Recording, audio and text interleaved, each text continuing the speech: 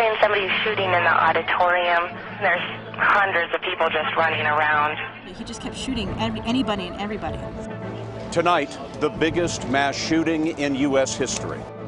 There was children that he was shooting. There was moms that he was shooting. A gunman opens fire at a crowded Colorado movie theater. He was wearing a ballistic helmet, a tactical ballistic vest. More than 70 people were shot, leaving a city in shock. We have to embrace them and let them know we will be there for them as a nation. Police searched the suspect's booby-trapped apartment for evidence of a crime beyond comprehension. I don't ever want to see something like that again.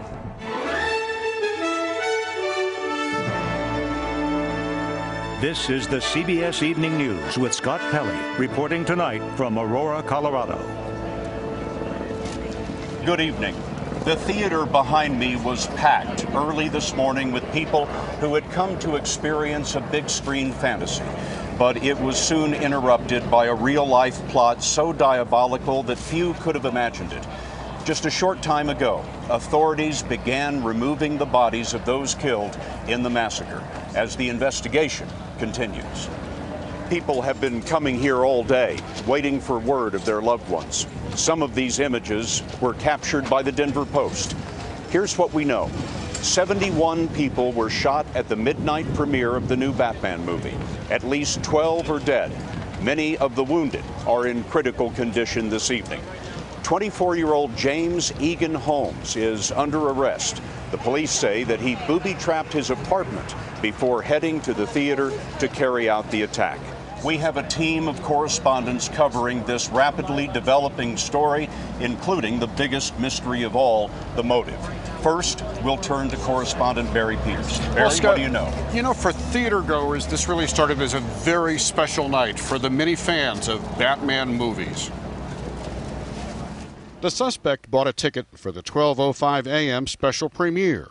Law enforcement sources tell us Holmes dyed his hair like Batman's foe, the Joker. I was in the second row. Shortly after the movie began, Corbin Dates saw someone get up and leave through an emergency exit. I noticed a guy who's sitting to the far right has a phone call. He steps out to the emergency exit, which is unusual. Parked outside the door was Holmes' car, inside an arsenal.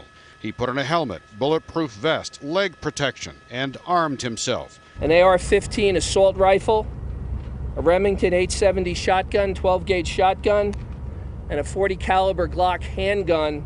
Aurora Police Chief Dan Oates. I imagine I will be asked how many rounds were fired. My answer is we have no capability right now of calculating that number. There were many, many rounds fired. At roughly 12:30, the suspect re-entered Theater 9 through the emergency exit door to the right of the movie screen. He lobbed one or two canisters that exploded in the audience and emitted smoke or gas. The door swings right open, the emergency exit door. Somebody walks in dressed all in black, helmet, gas mask, black outfit, you cannot see anything. Many in the theater were confused. They thought the smoke and shooting was part of the movie. The thing that flew across the room, like it exploded, make a really loud boom sound. Julia Wynn and her friend Aaron Post say the suspect said nothing as he randomly fired shots into the crowd. How would you describe his attitude as he was doing this? Like calm, like if he just went in and opened fire, like yeah, exactly, like if he knew what he was doing, like if he'd pre-planned it. Jennifer Seeger was near the gunman. And he points the gun right at my face. He's about 3 feet away from me with a gun in my face. At that point, I was just in a panic. 315 and 314 for a shooting at Century Theaters. At 12:39, 911 was flooded with calls. They're saying somebody's shooting in the auditorium. As hundreds of people flee for their lives. They're saying there's hundreds of people just running around. One of the shots went through the wall into the next theater, wounding at least one person. Get us some damn gas masks for Theater 9. We can't get in it. The first police arrived within 90 seconds. I got people running out of the theater. They're shot. There were so many wounded that police loaded some into squad cars and rushed them to one of 6 different hospitals. It was scary. A young girl just with bullet wounds in her leg and blood just all over her is just... I don't ever want to see something like that again. James Roars escaped with his children, including a 3-month-old, as he saw others fall. She got shot when she got shot. It's just God watching over us. I need a marked car behind the theater.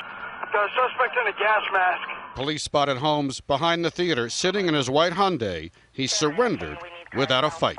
Okay, hold that position. Hold your suspect. People who lived through this know a lot more tonight about what happened, but Scott, because the shooter never said anything, they have no idea why. Barry, thank you. The police are telling us at this hour that Holmes had more to his plot than the attack on the theater. His apartment building, about 4 miles from here, has been evacuated. John Miller is in New York talking to his sources, and he has that part of the story. John? Well, Scott, according to police sources, the same suspect who would not tell police what the motive was for the shooting did tell them if they went to his apartment they might find explosives. He didn't mention it was a trap. After arresting James Holmes, police went to his residence, but they moved cautiously, and that may have saved lives. Standing on top of an armored vehicle, a SWAT team member held a camera at the end of a pole.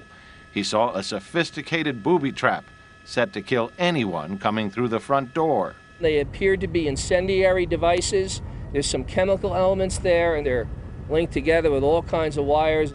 Investigators now believe Holmes used a timer to set off loud techno music at the apartment just before midnight. It was meant to spur a noise complaint to police, a ruse that would have drawn police to the apartment building, detonating a firebomb, and then pulling all available police and rescue units to the other side of town before the shooting at the theater started. That would have allowed him more time to kill more people and left a much smaller police response to the theater shootings. Former FBI profiler Mary Ellen O'Toole. This is someone who was engaged in very predatory, thought-provoking, very well planned out behavior.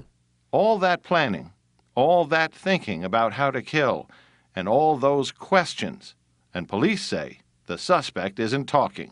Based on his behavior and based on the planning that went into it, that he very likely is sitting back enjoying the impact of the crime. And that really is pretty unnerving when you think about that. Police, Arapahoe County, and FBI bomb technicians are still trying to figure out how to safely disarm that device.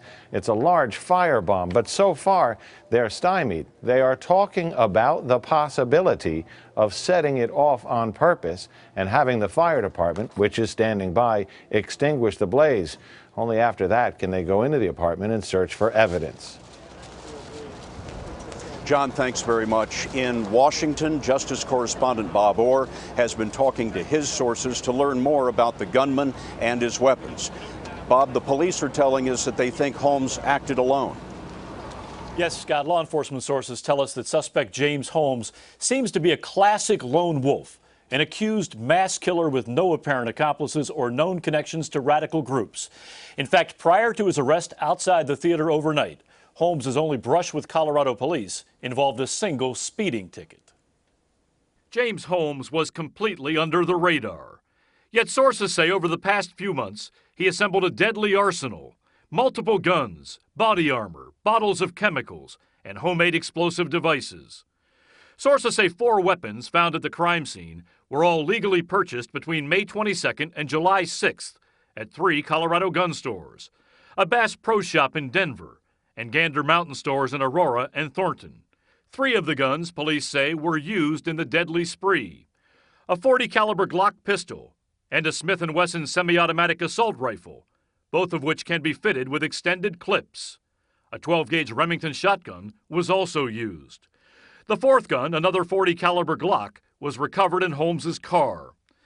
Evidence teams are still processing the crime scene, but with 71 victims hit by gunfire, law enforcement officials suspect the gunman fired at least 100 rounds, maybe more. Police say Holmes meticulously planned the assault. He apparently surveilled the theater and pre-staged his car and weapons near an access door. Outside that door today, police recovered some of the body armor which the gunman wore during the assault. Holmes has no criminal record, and police say so far they've established no motive for the shootings. A search of social networking sites has turned up no significant clues. Now, sources tell us that at first Holmes was cooperative with police, but since then he's clammed up and has gotten a lawyer.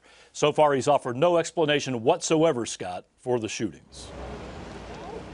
Bob, thanks. James Egan Holmes has roots in Southern California, so we sent Bill Whitaker to San Diego to find out more about him. 24-year-old James Holmes left different impressions on people he encountered in life. At the University of California, Riverside, where he graduated with honors in neuroscience in 2010, he's remembered as brilliant. Tim White is university chancellor.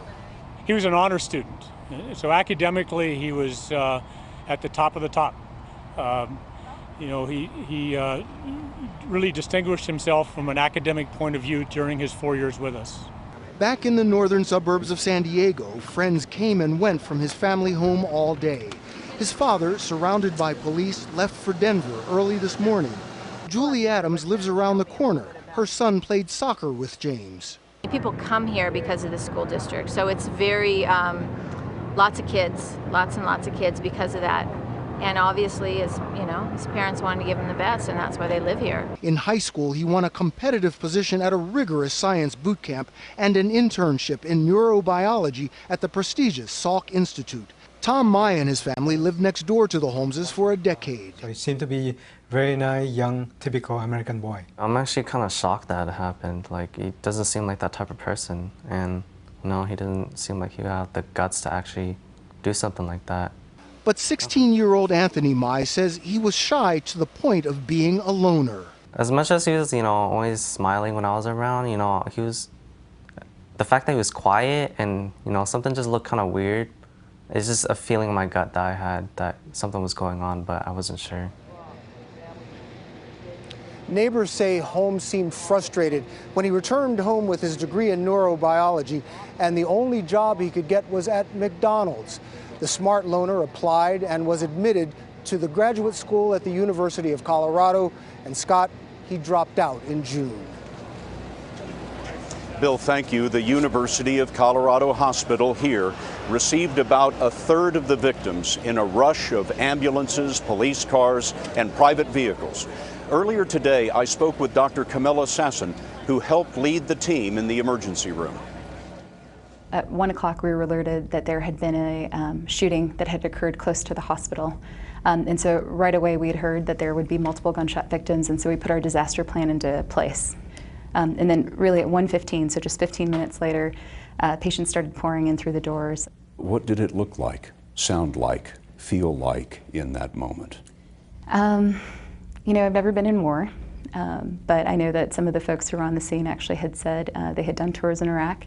It had felt similar to that in that same setting of just having bodies everywhere, blood, patients who were screaming. It was, again, something that I think I'll probably relive almost every day of my life, as well as my colleagues. But I think at the end of the day, it was just, you have to sort of drown out that noise and just really think about taking care of the patients and, what does this patient need right now to make sure that we can keep him alive, him or her alive, to make sure that they get to the operating room and can see their families. Could you tell anything by the wounds themselves, what had happened to these people? There were some shrapnel injuries and then quite a few gunshot wounds, anywhere from the head, chest, abdomen, pelvis. Like I said, I've seen a lot of gunshot wounds before, and just the number of people and how sick they were, I think really just is horrific. How do you process that? How do you come to grips with that? At the end of the day, right now all we've done is take care of patients, and that's my job. At the end, that's what I'm trained for years and years to do, is to take care of patients. I think it's just finally starting to hit me the gravity of what just happened and just the horrible, horrible injuries. And again, my heart goes out to all victims and their families. The youngest victim that she saw last night was 3 months old, but that baby was treated and released. It is an irony in this case that the alleged killer, James Holmes, was a student on the same University of Colorado medical campus where his victims were treated. The police evacuated 2 large classroom buildings earlier today on the campus to search for possible explosives, but none were found. The shooting here has led to changes at theaters all around the country, and we'll have that story when the CBS Evening News continues from Aurora, Colorado.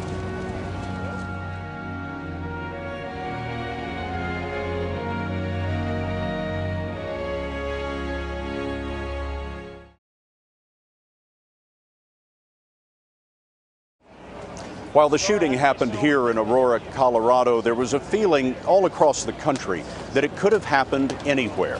And with the new Batman movie playing on 4,400 screens nationwide, tonight, Anthony Mason tells us security has been beefed up in this country and beyond.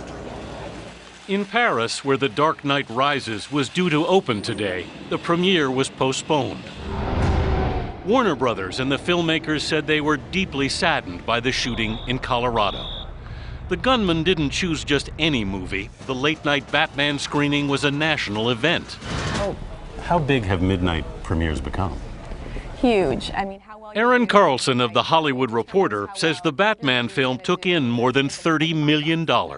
Movies are where you go to escape your life. You don't expect something like this to happen. And when it does, you think twice about your own safety. Yeah, it's depressing because now it's just yet another place that's being ticked off that you can't be safe going to. Schools, movie theaters, it's everywhere now. I started thinking like, should I bring a vest? I mean, I was kind of like, obviously not very serious, but I was just like, it kind of freaked me out. AMC, the nation's second largest theater chain, said today it was banning all masks and threatening costumes. In major cities like Los Angeles and New York, police increased patrols at theaters. New York put 2 officers at most Batman screenings. Chief Ray Kelly. We're doing that to address the potential of a copycat event and to reassure moviegoers, particularly parents. In theaters, the violence used to be all up on the screen. The horror that happened in Colorado was only supposed to happen in the movies. Anthony Mason, CBS News, New York. President Obama and Mitt Romney reflect on the tragedy here in Aurora when we come back.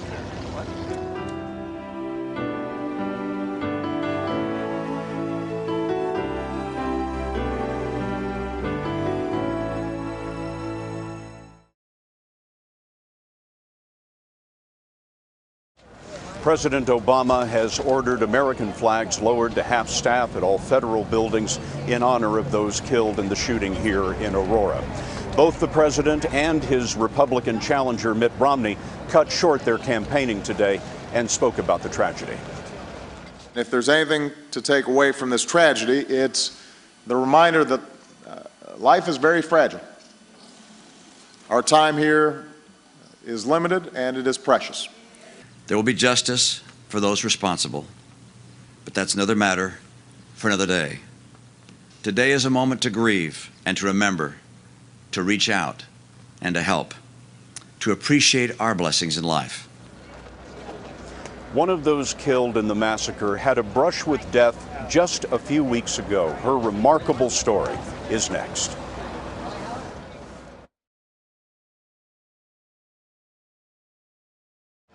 It's still early in the investigation of this shooting. We still don't know the names of most of those who were killed. John Blackstone tells us about one of the victims. At 24 years old, her life was really only just beginning. She was known as Jessica Redfield, an aspiring broadcaster.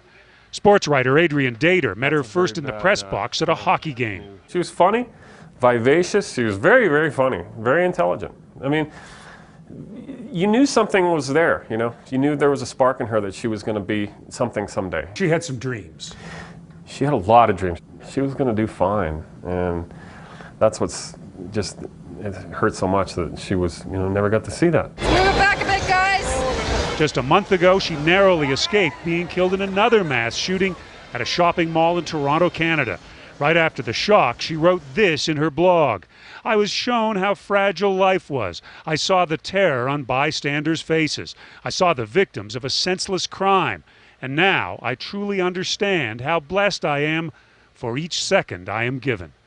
Born Jessica Gawi from Texas, her brother Jordan wants people to remember that name. And I don't want that gunman's name spoken. I want that to be the name that they remember is a Jessica Gawi or another victim's name, and remember what they stood for and what their life meant.